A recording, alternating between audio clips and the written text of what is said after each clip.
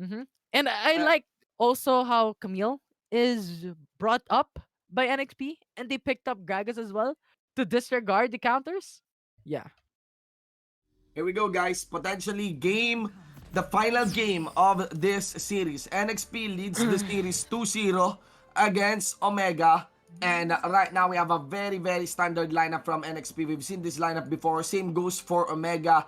This is, again, very similar to that game number 1. It's a matter of execution. And who will be getting the fatigue first. You can actually see how Omega is very careful here.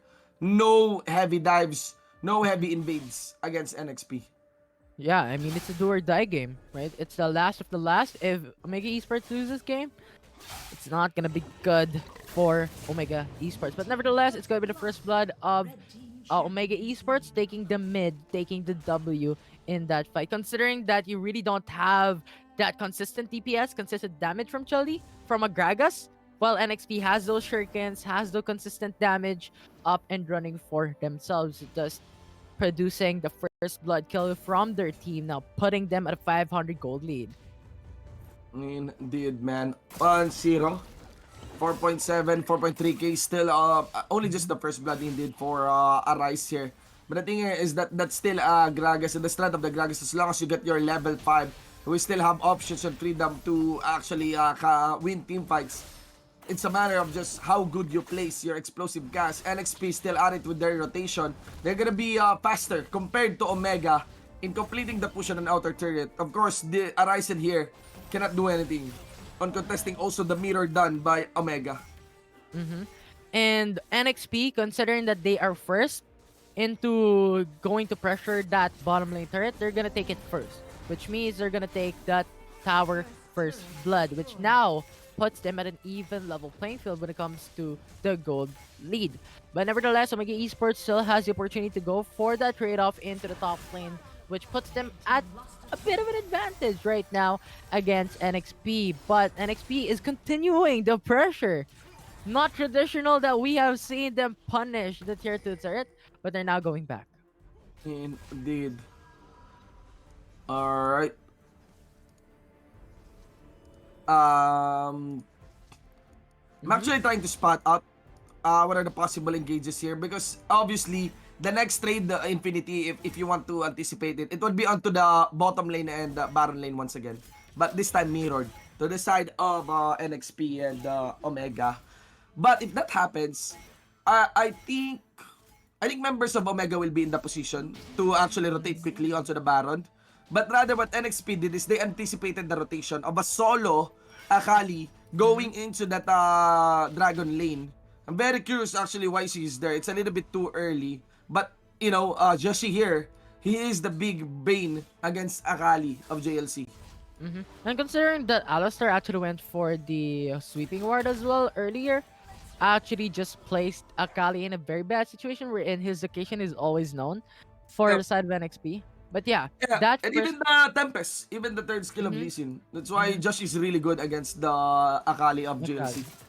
Yeah, and that first blood, that early kills, that early advantage puts Jin and Lee Sin in a good position. They're now having the Yumu skills played against Omega Esports. Here we go. NXP is now going to actually have their Lee Sin be into the top lane side. You can actually see how Arisen is shoving the minion waves going closer and closer to that. Omega, like I said, we will be going onto the bottom lane outer turret to go for that quick push. 3-man is sent already, and they're in the position to take the Drake. And yeah, it's an overall trade, but look at that. Team NXP will just try to complete this push with 2 members, and they will have 3 members trying to contest this turret or even maybe this Drake. Uh-huh. And considering that Lee Sin is so far away, Camille is so far away, Omega Esports is gonna get that first hold onto the Dragon's Pit, but Lee Sin is fast approaching. They're now clearing the mid lane to pressure in that tier 3 turret as well into the mid side. Now NXP is now dominating the Dragon's Pit with Omega Esports forced back away for now. It's gonna be an exciting fight. NXP is currently waiting into the bush, waiting for Omega Esports to make a mistake. 2 core items available for the side here. Actually, for Omega, there is 3 core items because members here of NXP didn't do their reset. And I think Omega reads through the item advantage on this one. I think they sense the reset on one member. Didn't saw that on the Gragas, but already closing in near the Mountain Drake. Even Joshi here is also going for his own reset. And Omega, they don't know this. And that's why they cannot capitalize. This could have been a nice downtime for them to actually start onto the Mountain Drake. But this time, look at the items now. Both with 2 core items plus a Leandris. This time with the difference of the Humus Ghostblade here for the Misfortune. This is a team fight blooming in and will definitely be so explosive. Trinity Force available for Arisen. Core items are coming through, baby. Let's go. But Vi Yep. still doesn't have any. No, you know what? You know what? He heard me. He heard me. He went in for the Humus Ghostblade after I stated that he doesn't still have his core items up and running. But Mountain Drake is still not gonna be prioritized by any of these teams right now, as they are looking to be safe. They're looking for a safe play, and I do think after a kill, that's where gonna be the objectives are coming to come through. You can really learn a lot from pro play here. The standard, the items, the pacing that they have done. But Joshi once again step ups. 3 4-man coming in from Disaster. That is big. It allows for Joshi to clean up. But JLC, he knows the plays that needs to be done. And OMG, they know the kill that needs to be completed. But of course, NXP will go to at least counter it. And yeah, Sonic about to Arise. Not gonna be completing that. Uzi goes for the chase. And Omega takes the win with a 5 against 3. It's the ace. It's the win. It's the wipeout. It's gonna be Omega Esports going for the tier 3 turret. I think NXP was just going into deep into that Mountain Drake, and considering that, you know what, we have all core items already for the side of Omega Esports, they're really just matched up in terms of those items. And as you've stated, the Glacial Fissure, the AoE setups from Omega Esports just completely just puts them at a very good spot. Watch out, man. Of course, NXP, because of the reset that needs to be done after the lead on that Drake, they quickly rotated, of course, for the Herald. Omega here, lots of damage gonna be mitigated by Stronger. Stronger is trapped. No contestation from JLC, but remember here, I think of NXP is overstaying. Camille is down. Joshi is also attempting to go for the kick. And no traps, but a bullet will connect onto Timelapse. JLC, can he re-enter this? He needs one shuriken flip. Assault and battery completes, but of course, they use the explosive gas to peel. Not gonna be enough. It's an overall trade of a 4 for 2. Omega Esports is better, is faster, is stronger when it comes to individual ganks, individual pickoffs. And NXP was split up in that fight, I can tell you. And that they are killed off 4 kills. Or 4 kills? 3 kills in that fight, which just 4 puts kills. them just a bad spot when it comes to this certain situation in the game. Because Omega Esports already got the advantage early in the matchup. But And they're- NXP is faster. Here's the thing, NXP is always faster when it comes to the hand, when it comes to the gank, that mark, and of course you can actually see Arise just in time to actually fall back from that Hextech ultimatum with the dive as he escapes here using the death mark, and a disaster, a total disaster as you see the 2 corpses of his teammates make him that 3, and I think that's it. This establishes the lead, 5k, 4k, on the gold lead of Omega. Yeah, Alistar didn't have a chance in that fight. Yeah. There's no items. Like, you have the armor, you have the HP, but when you're talking about, like, massive damage coming in from the side of Mega Esports, you're just gonna get melted by Misfortune, by the Akali, and even the Vi. And as I've stated, Omega Esports is better off with pickoffs. NXP should respect that position. Because they have the Jin, you have the Camille, you have Alistar and Gragas to set it all off. Yeah. But when you're at a disadvantage and Alistar and Gragas are not in a position to go for the setup, you're gonna have a difficult time against Mega Esports. And anyway, guys, again, I ask all of our viewers who's watching right now, later we'll be rolling some shoutouts, you know, so that we can change the running discussion onto the chat. But maybe you can share the stream. I think it makes a lot of sense for you to share the stream if you are really that passionate to cheer for your teams. I think you should just share the stream, show your support. I mean, arguing there won't really help the teams, but if you help them with their exposure for this tournament, then it would mean a lot for them. If you haven't shared the stream yet, take a screenshot of this live stream. Tell them what's up, what's happening. NXP leading this game 2-0. Omega leading the series 2-0. Omega leading this game with a 3-6 with a whooping, actually not really whooping, but 6,000 gold lead, sizable gold lead. And share it on your live stream. Share it on your personal profiles. Put in the link. Share it to your GCs. Share it to your teammates. Share it to your squads who you usually play with when it comes to WildRift.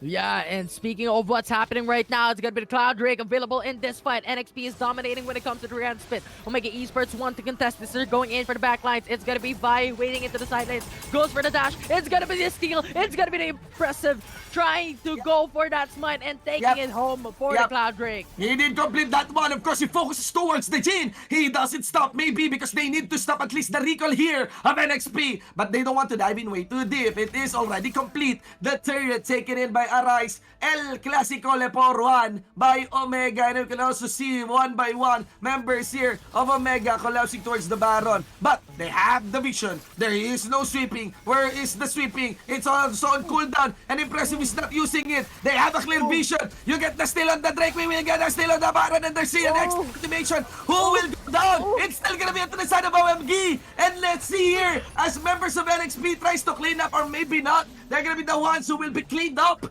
And that's it. Drake plus Baron plus skills. It's OMG. You know what? Lee Sin actually dived into the Baron Spit without a smite. How could he potentially even steal that? And I think I just noticed it back lid, back positioning, and I laughed because of the type of situation that was happening, right? It was too close and it was all over the place. If you've seen it, Omega Esports was like backing away a bit. The two members were on top of the hill. Like it was all over the place, but Omega Esports took a dub, took a win with the smite of Impressive, taking the Baron home for their team. Ladies and gentlemen, 76 for this running game. 16,000 on the gold lead. Ladies and gentlemen, established here by Omega. And now, they're gonna be eyeing doing a 1-2-2 config here. JLC in a very dangerous situation. This is so bad. Oh, the Hextech Ultimatum. He's gonna be cleaning up. Hextech Ultimatum casted towards JLC. He tries to survive using that classic Proto Belt. Perfect execution, escape, and he's still able to survive indeed. But what is the trade? Members here of Omega along with the Baron Buff, they're gonna be moving forward this bottom lane inhibitor turret. Very nice explosive cast there by Chuli to at least get the wave clear. And no inhibitors will be taken here by OMG yet. Very smart bait coming in from the Kali that forces out 3 members of NXP to go to the top lane, and that we have Arise just slowly getting turrets and successfully actually taking the tier 2 turret as well. But now we have Zed, massive damage. Yes, and the massive damage, you don't have to get the kill, only need to put the damage down. And you know what else is taken down? Inhibitor turret down at the mid lane side. Here's the 17-6. Here's the convergence as well. The Baron is still empowering the minion waves. But of course, Team Omega will be wiser. They won't want to run the risk of forcing things out. They will go for the reset happy with an inhibitor take. Yeah, I mean, that's smarter, right? They have a lot of gold from the tier 2 turret into the Baron lane. I mean, the Dragon lane, rather. The tier 2 turret into the mid lane. The inhibitor turret as well. So they have a lot of gold in their hands. So might as well go for a reset for now. We need to utilize this gold. We need to utilize this advantage against NXP. Because if we don't, NXP has the opening, has the breed time to actually make a comeback play. So smart move coming in from Mega Esports. Smart indeed. We have a 15,000 gold lead for the side here of Omega. 45 seconds onto the timers of the Baron. 30 seconds onto the timers of an Infernal. Take note that that is still a normal Infernal. Will that be the point of contention that NXP needs to capitalize and turn things around against NXP? Look at the tail of the tape here. Right now, the misfortune is paying dividends.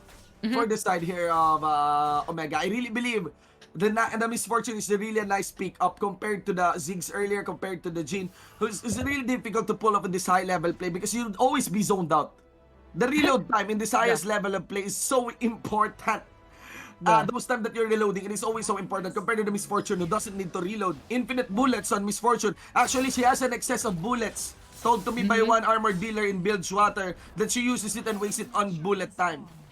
You know what, Shinbo? Look at the wards right now of Omega Esports. They're just wanting to secure that information. They Yep. just want to get those face checks for their team. And I think they're having that advantage right now because you have a Braum to defend in terms of a fight. You have the Vi to go for that single targeted pick. Also, that sweeping wards are gonna be very, very impressive for the side of Mega Esports, and considering that objectives are now available in this map. But nevertheless, they're looking at close to lock items for that misfortune, and a lot of items Even advantage right now for them as well. And look at this Infinity. Uh-huh. Omega is not turning up the vision. Right after they've actually spread all the vision for the Infernal earlier, Mm-hmm. everyone swapped to sweeping because they know they need to do the campaign on the Baron, and for Baron. sure there are a lot of visions there established by NXP. Omega here is still not letting up, still at it with their game, and they still want to deliver here because they have the lead, and it would be very disastrous to lose this one.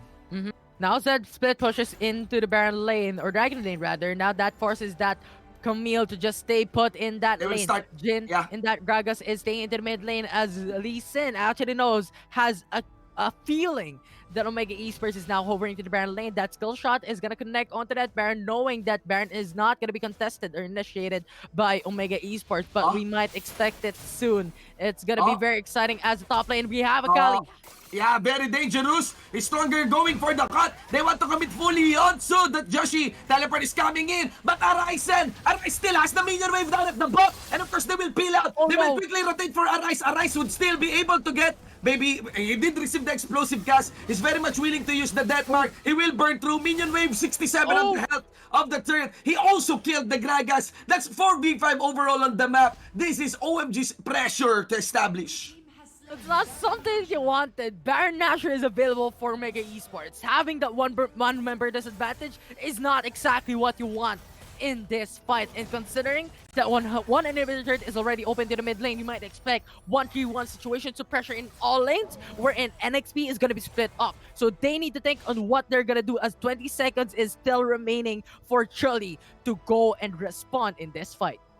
Is engaged there by Joshi against JLC. The thing here is that JLC already has his own proto belt available, so it's very easy for Akali to escape any aggression that can come from Joshi. And Joshi here, that mark all in, he knows he can burn. Wait for the stasis, a few timers to actually buy against Joshi. But look at that, even OMG with few members, even without having time-lapse join the party, they're able to take an inhibitor chariot. And Joshi here is just staying down for the back line. No opportunity to actually flanking and getting the kickback against Omega. Only one inhibitor remains Wait, for Tom? the side here of Team NXP. This is the final team fight, Infinity.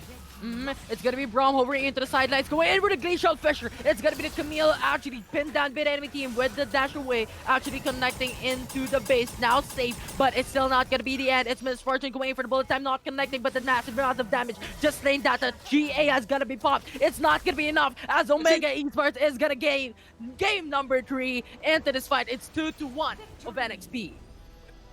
Four, ladies and gentlemen, but still NXP is at it. This still sits at 2-1. The series is getting more and more heated. And I cannot but feel that I'm actually having difficulty in tracing back where the lead was established.